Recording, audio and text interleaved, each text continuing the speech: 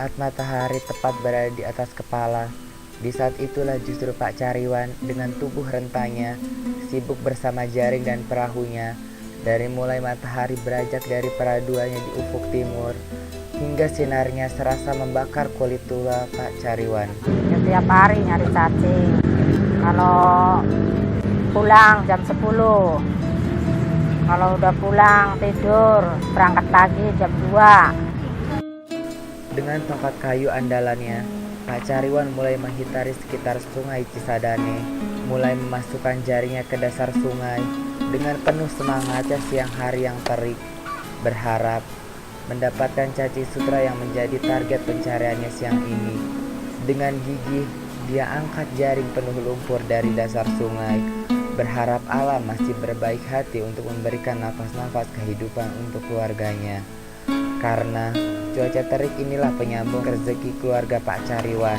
Apabila matahari enggan keluar dari peraduannya, Pak Cariwan menghentikan sejenak rutinitas di sungai Cisadane ini. Bukasman takut tubuh renta Pak Cariwan sudah tidak sekuat dulu saat ia masih muda. Mungkin Bukasman tidak akan khawatir seperti sekarang. Kalau banjir, airnya nggak kenceng berangkat. Kalau kenceng nggak nyari, kan nggak bisa. Takut kanyut.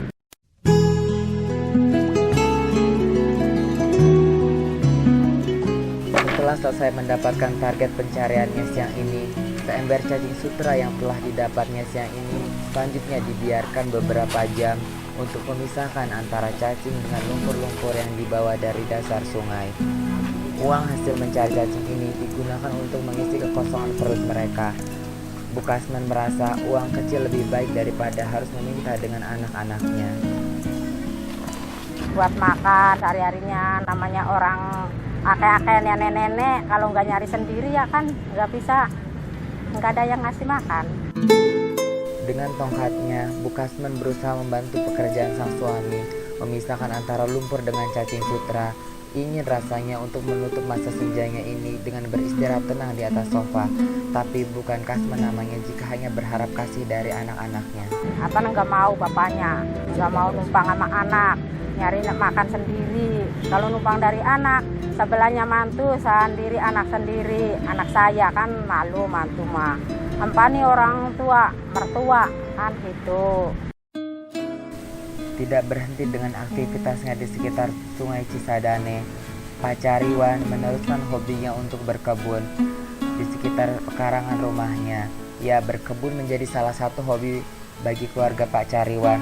Selain itu, berkebun juga menjadi salah satu mata pencarian sampingan keluarga Pak Cariwan.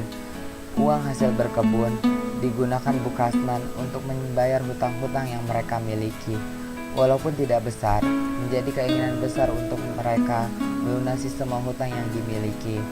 Hutang ini berasal dari pinjaman orang-orang di kampung, digunakan untuk membuat sebuah perahu.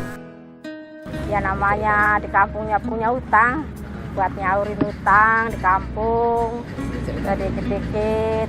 Ntar kalau dapat lagi orang satu belum dikasih bayaran, minta nagih itu bayar utang. Ntar dulu kalau dapat cacing nyari dulu, cari gitu. Ada sedikit-sedikit buat makan kita, nyaur utang ntar dulu belakangan. Di saat matahari berada di atas kepala, Bukasman dengan semangat membaranya melanjutkan pekerjaan sang suami di kebun. Bukan pekerjaan yang berat memang, tapi mengingat usia Bukasman yang tak muda lagi, cukup berat rasanya melihat wanita yang sudah tua renta melanjutkan pekerjaan di tengah terik matahari. Bukan uang besar memang yang didapat, tapi bila dikumpulkan pasti akan cukup untuk mengisi rasa haus dan dahaga. Sehari dapatnya ya kali dapat 100 ikat, sing sari saiket 700. Rumah tua inilah yang menjadi saksi hidup keluarga Pak Cariwan. Rumah tua beratapkan dengan seng-seng tua yang berada pada banyak sekali cahaya-cahaya yang bisa masuk lewat lubang-lubang di dinding mereka yang hanya terbuat dari bilik-bilik kayu, beralaskan tanah. Tidak ada perlengkapan dapur mewah seperti di rumah seperti biasa. Hanya ada sebuah lampu bohlam kecil untuk menerangi pada saat Bukasman melakukan kegiatannya di dapur. Kasman terus melanjutkan pekerjaannya, membantu sang suami memisahkan sayuran-sayuran yang bersih untuk kemudian dijual ke pasar.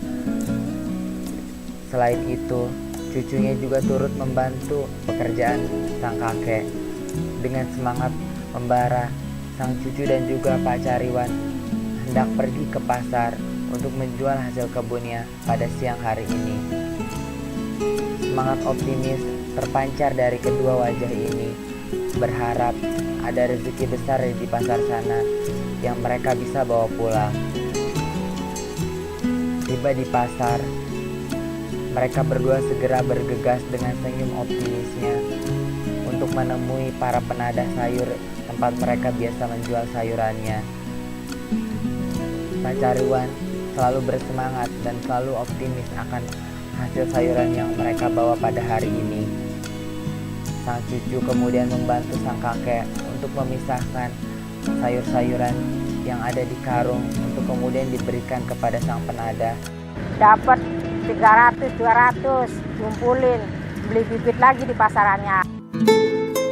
Penadah berusaha untuk memberikan penjelasan kepada Pak Cariwan, memberikan uang yang akan diberikan, bernegosiasi supaya mendapatkan uang lebih. Tapi apalah daya, hanya bersyukur yang bisa Pak Cariwan ucapkan atas hasil kebunnya pada siang hari ini. Dengan semangat optimis, Pak Cariwan dan sang cucu pergi meninggalkan tempat penadah untuk pulang kembali ke rumah mereka. Pak Cariwan selalu percaya bahwa Tuhan selalu akan memberikan tangan-tangan kasih-Nya untuk semua hamba yang terus berusaha menaikkan kerang di tangan kanan tanpa mengharap belas kasih oleh yang lain.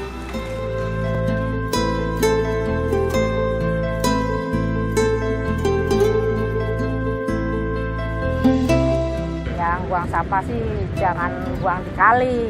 Kan kalau dibuang ke kali, kita kan ngebon di sini pinggiran kali. Kalau airnya kenceng, kita di tanaman saya rusak, cacing nggak ada. Kan yang itu sih sampah. Kalau sampahnya dibakar kan alhamdulillah cacing ada, tanaman sehat.